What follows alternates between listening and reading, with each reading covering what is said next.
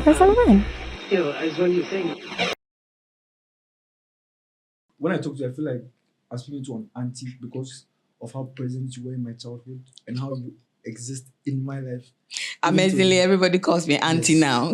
Yes. So hi, auntie. Thank you for coming. You're welcome, Gabriel. That level of relatability, how does that make you feel? That Well, everybody on the street calls me auntie. I feel like I can talk to you about my relationships. I can talk to you about if I have issues I need to pray about. I can talk to you and cry to you. It makes me very fulfilled. I mean, it started Sister Diana, Sister Diana, then Auntie Diana. Now I have some people calling me Grandma. So it feels good. And also it makes you know that the experiences you've had are worth that you can help others. And for me, that is life. I mean, to be able for somebody to depend on you and for you also to depend on somebody, that is what makes life beautiful. Yeah. As I said, my parents raised me, but so did your music. What would you say has preserved you, that I'm able to talk to you several years after? Because when I first heard your music, I was just You're young. Yes. That reminds me, bring me back to those days. You know, before the recording, I had gone through life like any ordinary person, middle age. I mean, I have walked from North Kaneshi to Sakaman. Okay. I have walked, from North Kaneshi to Kaneshi Market. These are distances that today people will not walk. And most times when I'm walking, that is when I'm singing, and who knows, that was even the voice training I was doing. So everything has culminated to a level that life is not static. And as we move from one level to the other, knowing God makes all the difference. So then you are in touch with your Creator who made you here for a purpose. And every minute counts. Every second counts. And so for those of you, like you saying that, in those days, music came out of experiences, time we spent with Him, the hard and the good, the joyous moments all culminated together. It's not just because you want to sing, but it comes from your heart, from the things you're going through, and you want to share with others. And you want people to have that joy. It started like when I sing anyway, it's like, it was good, it was nice. So then I felt, can this thing be captured somewhere that people can experience it everywhere? And I'm excited that you grew on that. Our days was not like today. I mean, I could recount when we started, most churches didn't have their buildings. They were now looking for land to start. Most churches didn't have full instruments. I mean, a huja horn, you sing. The microphone is even making more noise than, But then the joy of the Lord in our heart, and thank God there was technology to also do some recordings. And up till today, some recordings, 1992 recordings, you still listen to it and you can match it with the current sound. And sometimes ours even more clearer. It tells me that human beings, in as much as technology and things around us change, we don't change that much. I mean, in terms of principles that are there, in terms of like the law of, how do I say, the scientists, what do you call it? The law of gravity doesn't change. Truth doesn't change. Righteousness, peace means there are certain things that do not change. Right. And we can't force them to change with modernity, Right. Because I was about to mention that the music is current, especially because of the message. It's as relevant today as it was before. I imagine that when you were publishing music at that age, you were just expressing yourself, just being your creative self. But now okay. And the word of God never changes. And these are like our stories, the history, what God takes us through, His word, some values. Those things don't change. Day and night is there for us. So you sleep, you wake up, you eat, you talk, you work. And these are the things that build up our story. I mean, sometimes people think when you become a Christian, you don't do certain, but work is worship. And so these things build us up. And most of my lyrics are from the Bible, are from the Word of God. And so then it's still relevant till today because it handles issues of life. And like I said, there are many ways, but there is always the way. When it comes to faith, for me, Jesus is the way. And his words, his inspiration is what has kept me till now. And that is what I was seeking to share with others. When you get a good watches seller joint, Charlie, you want all your friends to know how much more the truth and the secret of glorious and joyous living. I can't keep it to myself. Awesome. Yeah. Awesome. Because you do gospel music, we lean into your music harder than we lean into secular music. Because when we listen to your music, it's because we are chasing something spiritual. It's because we've gone through something. We need respite. We need encouragement. We need the music to help us pray, and so on and so forth. I guess my question is, did you ever feel pressured knowing what we use your music for? Not at all, because I found solace in the Lord. So, for instance, no boredom, because I would think about what God wants to do now. What should I do? And he's working all the time. And I'm thinking about the joy he gives when you are able to overcome temptation and do the right thing, and you know that, hey, I have done the right thing. Well, it's not my power. Left to me, I wouldn't do this, but God, I can't. Help me. And then you get strength and you're able to overcome. And that gives you some joy. And for me, those are the secrets of life that enriches you, gives you, so you have hope. Because it's not by your power. Your maker is there with you. The little effort you make, you find a lot of results. And so when you have this, you look forward for others to enjoy more of that. And that is what I want my music, the experience I want my music to get for people. And people look forward to that. I mean, this is a falling world and it is not easy. So if you don't have a place where you can have solace, I feel it's the most terrible thing. And so I lived my music. I mean, what I sing is what I believe in and what I'm living in. And so it was not pressure at all. Right. Because before I started the music, I lived without that hope. And I know how difficult it was. I was singing all kinds of songs, anything. And sometimes some of these things depresses you, unknown to yourself. But when you sing or you say good, joyous things, when you are sad, you find out, why am I sad? Then you look out for what is making you sad. You deal with it. Then you begin to rejoice. And so when you find solutions to this, life becomes enjoyable. Anytime I lie on my bed, I'm so happy. If you ask my husband, he'll tell you, I start smiling because from the time I wake up, I'll be doing something, this or that, till it's time to sleep. And I get excited that God who made that, he made us and added sleep to what we should do. So even to be alive, you need to eat and see the different kinds of food that is there for you to eat to be alive, So life is not just like, oh, it's so difficult to live. Just the fact that you're alive, Grandpa, is such a blessing that you have to make use of it. Then when you are tired, you sleep. And yet, we don't even want to sleep long.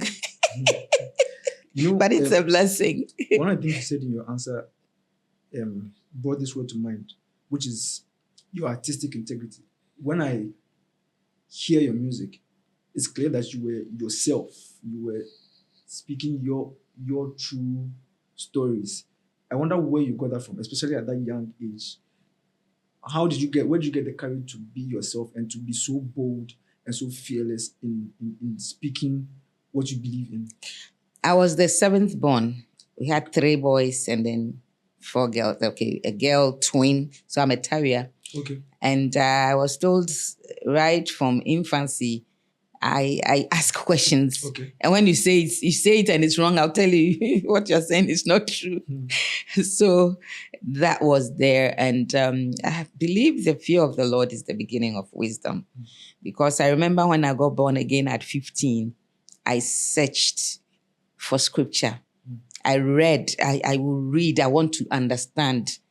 I remember wondering why I was born a female and not a male, because I see the men giving preferential treatment, the way my father's table will be laid and stuff like that. And I was wondering why. But when I got a renewed spirit, I realized that no, whether I'm a male or female doesn't matter. What has God called me to do? And once you know what you have been called to do and you go for it, you meet that need of why you are on the planet. And nobody is useless. Even cockroaches and lizards have use. How much more human beings? Right. So we all have value and different things to offer at different times. And I remember wondering, why God, why did you raise me in Africa, all this heat? But I'm proud to be an African woman. And I want to see Africans rise up and love the gift God has given us. Yes, the sun is hot here, but if we grow more trees, like when I was growing up, there were no solid walls. There were hedges everywhere, and people will shape their hedges, different styles. Then one building gets a wall, then everybody changes. And that is why certain things have changed. But Africa is beautiful. We have so much, we are so rich that we don't even know. You Yeah. also found fame at a very young age. Do you know what that was? A very, very young age. At that time, I don't even know how to say it, but And you were because gospel music famous. Yes. Which means that our parents loved you as much as we did, and our grandparents loved you as much as we did, and the church elders loved you, and the deacons and everybody loved you. So you were church famous, or you were gospel music famous. That must be. and something.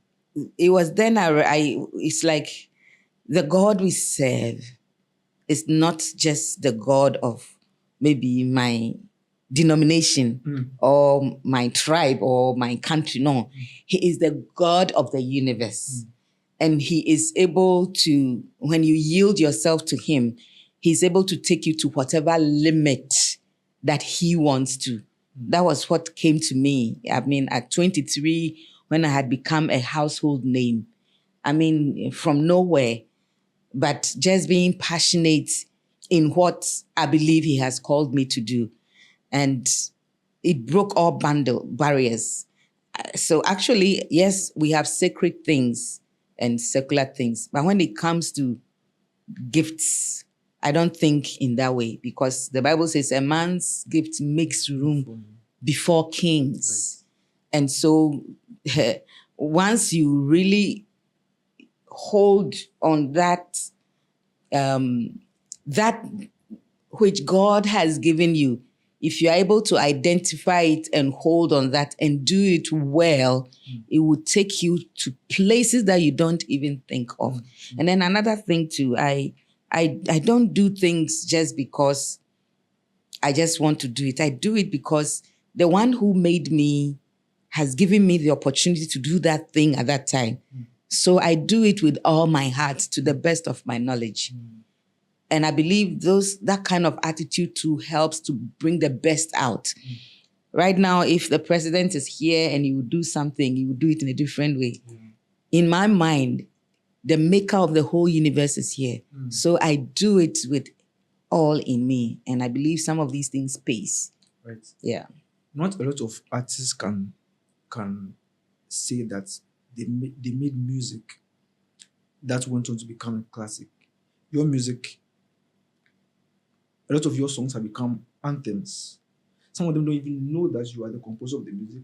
We just know that when we go and we are jamming and we are singing Jama, we are singing Winai. Those people don't even know who made the song. It just become part of our lives. Do you think about your music that way? That your music now has become part of culture. One day I Googled Ajinkwahine Okay. and I was amazed at the covers Yes, and by the, young people. by young people. And my heart was so full. And Wow. I realized, oh, I'm not growing younger. Wow. Yeah, it's a joy because as of the time that you are doing that, you have no idea that you are really contributing to history. I mean, you just think you're doing something for the people of your time.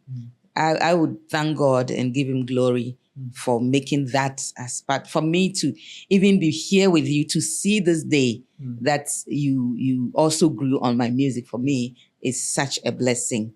And I pray that there's still more to come. I don't know what level again, but in different things, as I'm growing, different things come my way, and I just take hold of it and start running. I see myself more as a pioneer because it's like parts that people dread to take. I'm ready to go try it out. Right. And God blesses whatever my hands finds doing. That I can say. Did you know that your music was going to become this important to culture? Did you know at the tender age of your early 20s? Did you know? I think at was it 9 or 10? I was in class 3. Okay. Was it class 3 or class 4? I think class 4. And you know when it's our day, you know, the teachers will be marking a day before our day. The teachers will be marking, and so they would say, "Oh, everybody, you can sing or say a poem." This was at Eaton Preparatory School. It used to be at North Carnation. Okay. It's the school is no more anyway. So sad. So I was in the classroom, and it was that kind of moment. And I said I would sing. Okay. So I went to stand in front of the class, and I started singing. It was a hymn. Okay. And as I was singing the hymn, I just got lost. Okay. I saw myself on a big stage with a crowd, a sea of crowd, like you would see in movies, like top stars singing. That was what I saw. And when I came back to myself, the whole class was clapping. Wow. And so at that tender age, that was something for me because I couldn't explain what happened.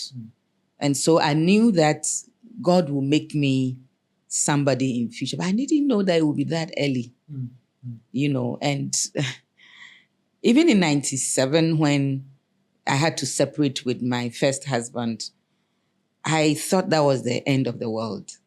Like, I thought I had finished my work. And it amazes me that he has kept me. And if I tell you the things that the Lord has used me to do and still doing, it's amazing. It's amazing. I mean, if we yield our life to God, it will amaze you what he will use you to do. One of my mottos is that none of us came with money in our hands.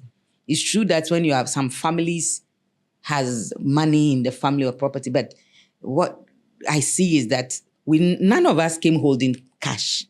So it is not about cash. It's about what you would sow in people, what you would do, how you would do it. And God's own blessing on it, he makes things happen.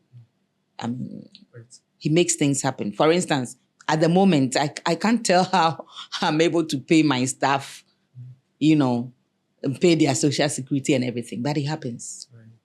You just have to visualize the thing, dream it, take the baby steps around it, and allow God to do the rest. Right. Otherwise, if you say you will sit down and wait to get everything before you take a step, you will do nothing. And you will have excuses till thy kingdom come. Right. Success, you achieve success very early. Now, by the grace of God, God has preserved you. You've lived a very full life. What did success mean to you then? Okay. And what does success mean to you today? Okay, so you know, you always everybody wants to get to the top of the ladder. Yes. But that place is very lonely. When you get to the top there, it's very lonely because you want to be there alone. And when you are there alone like that, when you fall, the fall is terrible, you know. So in terms of music, I was, waiting for the day that I will also be there. And I realized that life is a cycle. So the moment you are there, somebody is also, nobody stays there forever. You will burn. You will crash. So it's a cycle. Right. So when you get to the cycle of one thing, you need to find the next cycle you have to enter in. Right. So yes, I made a big hit. What's next? Fortunately, I would say fortunately, though it's terrible. Okay. Life took me where I had my scandals. Like, I mean, imagine 3 weeks with PMP bashing you. So that made me now sit back. What next? Okay. I decided to give myself other things that I have not done. So I was not driving there. I'm talking about 97. So I went to a driving school, tried to work a bit, decided to go back to the School of Performing Arts to learn more. At a point, I realized, I know more of the Bible, but I don't know more about me being a Ghanaian and our traditions and our culture. I had to learn it so that if I say I meet at that world front there, I can also talk about where I'm coming from. Everybody would talk about where they are coming from. Unfortunately, most of us in Ghana would not want to have anything about, we want to know more about the Americans. But no, that doesn't make you complete. You need to know where you are coming from, who you are. What is it here? What are you bringing to the international table? Everybody comes with their country. So you also go with your country. And that is where the variety comes. And it's beautiful. So we're talking about success. So then I had to transcend and go into other things. So I went to do missionary work. That one too was another cycle. I climbed the ladder till I became a director of a school, performing arts with the youth with a mission. Took teams to the villages. You know, when we mount our set by the coast, then people just come and then we do. So that also got to the top. Then Musica. I had been the regional treasurer, first vice, second vice, became the president. So was there, helped the policies, did what can be done. I finished. I mean, after a full term, I didn't want to go again because from day one, I had put in everything. Then my second marriage, you know, my husband was into counseling. So I went back to school to do, I'm a full counseling psychologist. I was at the University of Education, Winneba. I had an MPhil in counseling. So that one too, I mean, when we started, I was a gate girl, the secretary, everything. Said the Center for Peace and Reconciliation. Now we have staff. So then I have moved back to my passion. Now I'm the CEO for GH Music Publishing and the African representative for Music to Deal and other things. But I had a passion. My tribe, I'm a Guan from Awutu, and we are the indigenes of Ghana. Now, I learned through cultural redemption that when the indigenous people of the land, I mean, the God they serve, if they serve Jehovah, the country is blessed. And so I have dreamt of seeing my people use the dialect to worship, to have the Bible in my dialect. That's why a lot of your new music is in your dialect. Yeah, and well, I also did something for the North, Up North EP. Yeah, for the houses and, you know, the frafres, because I want them also to enjoy good music with their dialect. Like joke, as I'm talking to you now, we've translated the Jesus film into Awutu. We've done Walking with Jesus. We've done something for the cartoon. At the moment, Manna Foundation and Speak the Word, they also came in. We've started the audio Bible for Awutu. And today, I came in a Gilbert van. We went to make some interviews. Gilbert has taken on Awutu. We are doing our fundraising 29th of March to start writing the Bible in Awutu. And through that, the literacy project for the whole tribe has begun. Wow, yes. That's amazing. So life is a cycle. Yeah. So anybody listening to me now, maybe you are at the beginning of your first cycle. You are dreaming to be that fashion designer or that musician that, yes, with hard work, with blessing efforts, put in all you can, you will get there. But when you get there, you don't stay there static. You would have to find out the other areas of where you have gotten to. And that will bring you to learning again. Right. And the curve comes down again. But as you are learning, you don't feel. So people see me and say, "Oh, you won't catch it. That ben over out." I mean, I tell them go online because you keep on doing other things, and you can't compete with the young ones. I mean, every decade songs change. When I was on Tokem, I realized that I couldn't dance it. Me, I know I'm a very good dancer. Now, even when they taught me, it's hard for me. Right. Why? Because the decades. Right. Yeah. And so when you get there, know that that is not all there is. That is just even the beginning. That may be the beginning. That may be what God has used just to give you that name. Now you have to work hard, look at other areas, work at it. Then the cycle continues. You don't stop the old one. You still build on it, but you keep on doing other things around it. For instance, when you started off, maybe you were just writing, just editing. Just writing. Right. Then with time, you started doing something else. Then DJing came in, MCing came in. Now you started doing interviews. Yes. After interviews, what next? You will start writing for other people. Right. You will start grooming other people. You will start supervising. Right. That is life. So success comes and you have to build on it and keep on evolving. Cycles. That's the word I picked. At the beginning of this interview, you mentioned a scripture. You said, "A man's gift makes room for him and brings him before great men." I just want you to take me through some of the places that your music has taken you and some of the things that surprised you most on your journey. A young girl making music, and by the grace of God, you've gone all over. What are some of the things that surprised you?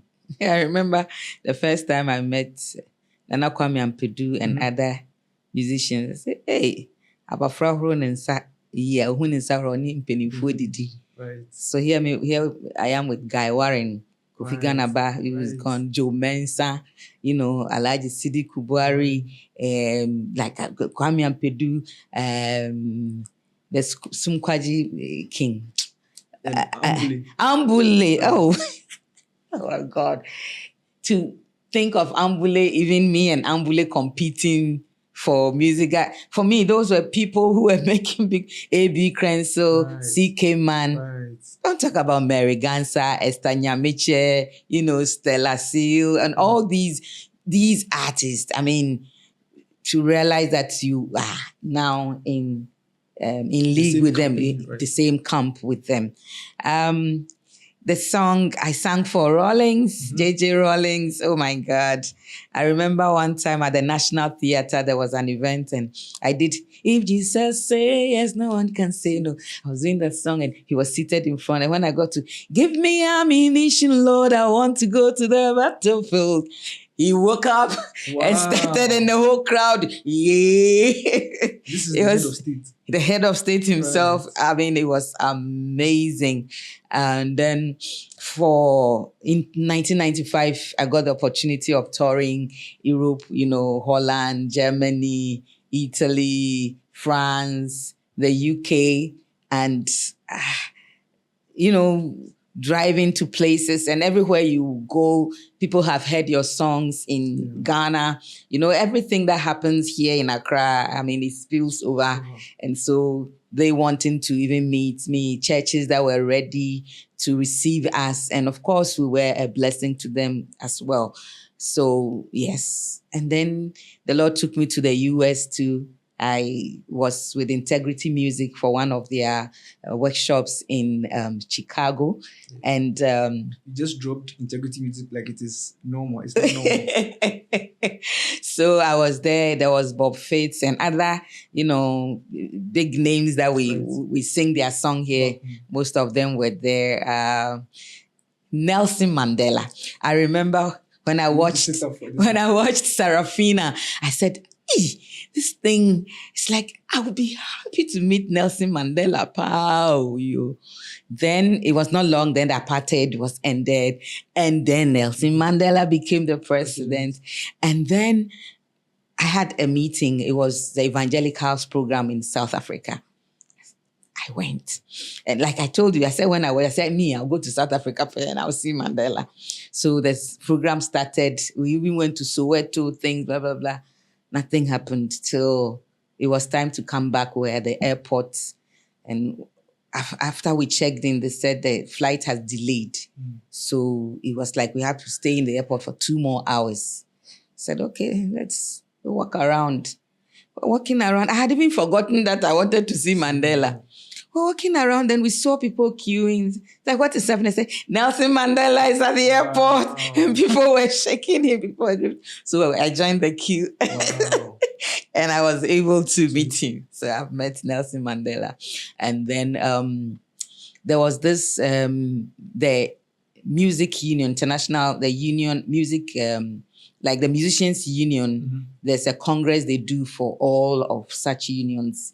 And there was one congress in Estonia. So I was invited. You've been everywhere.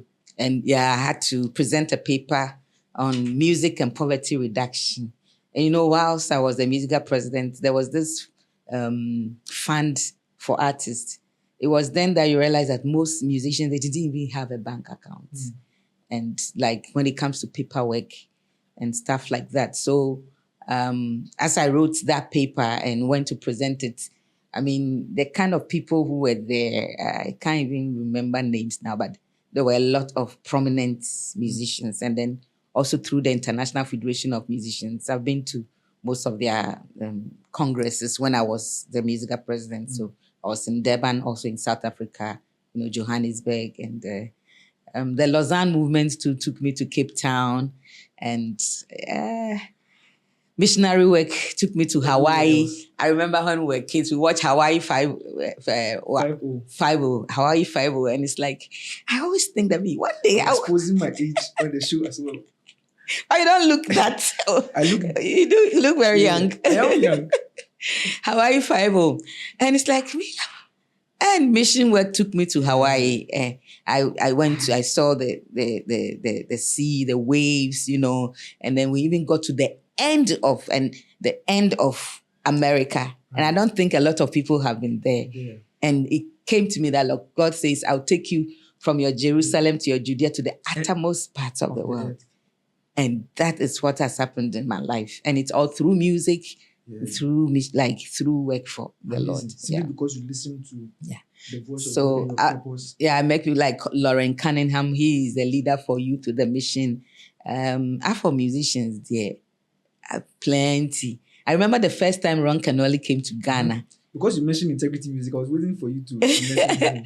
So Ron Canoli came to Ghana, and it was Dr. Mensa Otabel who invited him. At that time, they were by the beach, Accra, behind the Nkrumah Mausoleum, next to the Nkrumah. That was where it was. So I went, and my son was a baby, So we went, and when he finished, we met him. He even carried him. Wow.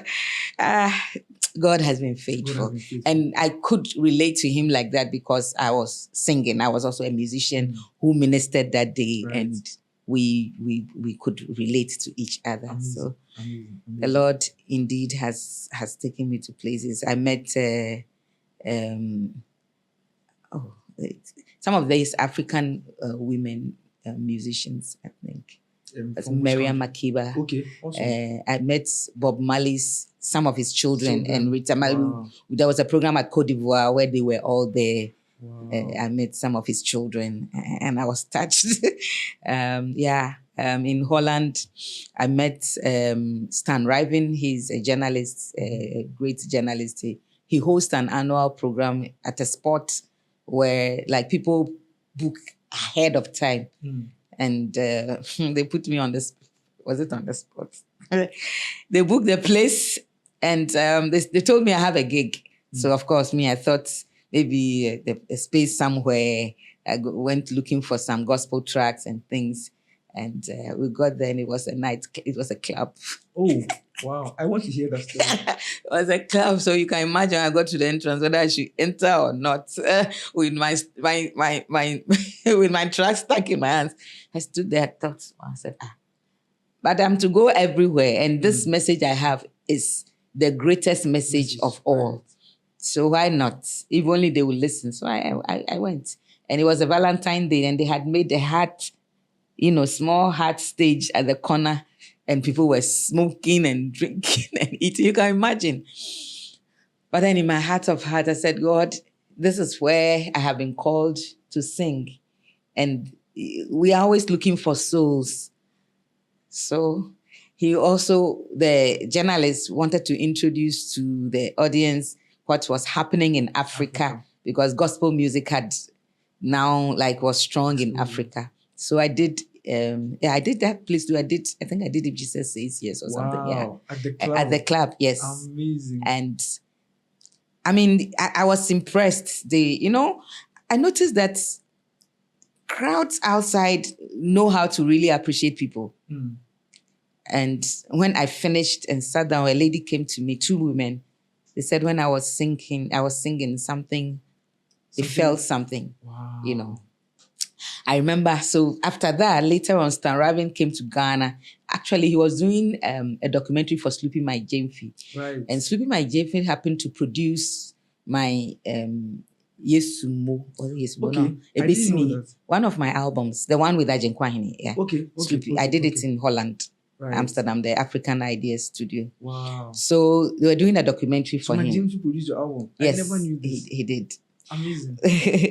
So Stan came to Ghana to do an interview, and he came to my church. So they wanted to see where I minister. So I invited them to my church.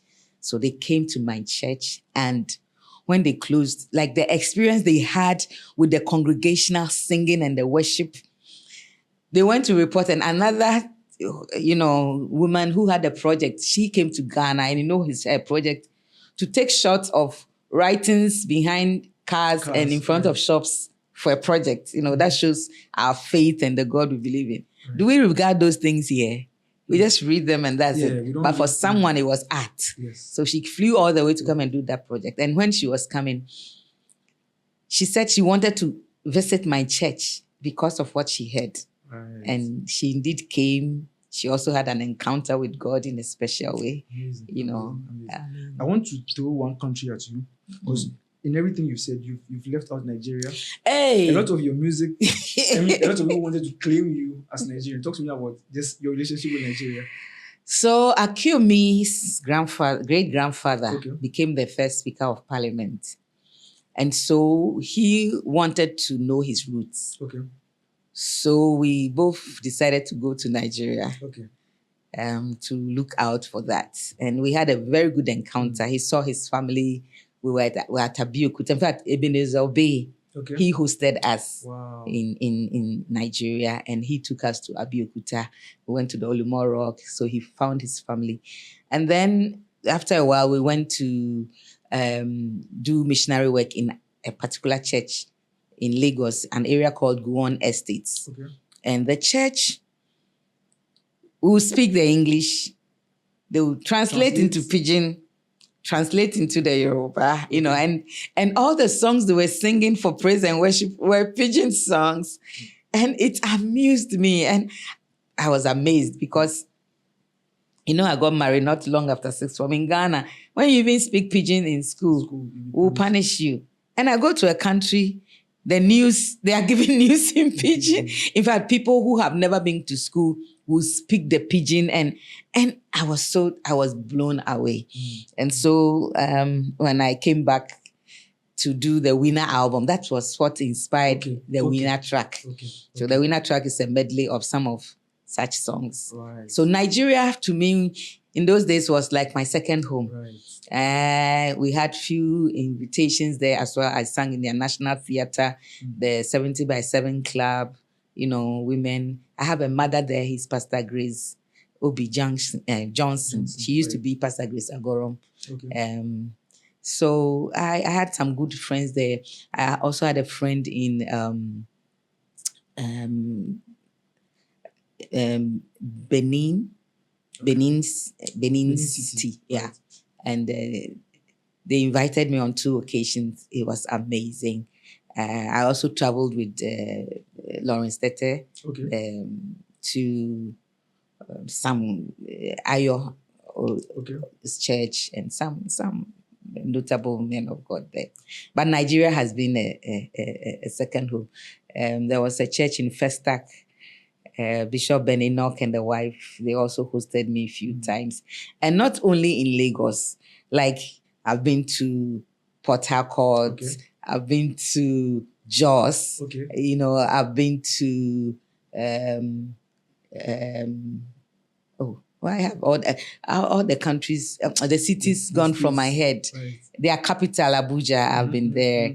I've been in most. In fact, I drove half the way from Jos Wow. to their city. What's the name? Lagos or Abuja? Abuja to Okay. Abuja. Okay. Or as for Lagos, they Michin wa. But the other place, Zaria. I've been to Zaria. Wow. Yeah, I've roamed a bit in Nigeria. Amazing. And in those days, I remember, Ghana, we had very narrow roads. When I went to UK, I realized that, hey, this, because the UK people, their roads. But I got to Nigeria, saw the flyovers, and it's like, hey, that Ben, that Ghana. But today, hey, now I go to Lagos, it's like, oh, Lagos, what happened? No wonder the capital is in Abuja. But Ghana, we've come far. Yeah. Now I'm proud of my country, and I must thank the government for the roads they are making. They shouldn't stop. They should continue. Throughout this conversation, I'm grateful for this conversation. By the way, I feel like I'm going to check this off my checklist because I've been wanting to do this. There's a smile that has remained on your face when you talk about your life, and it's something that I find that I admire so much. I want you to, what will it take for a young man like me, or for people who listen to, what will it take to keep that smile on my face? Like, what has kept that smile on your face, and what can you tell me or everybody else watching? Yeah, life is life. Okay. And we just have to accept it with this joy. Because whatever happens is part of the story. It makes it whole. Okay. Look at my fingers.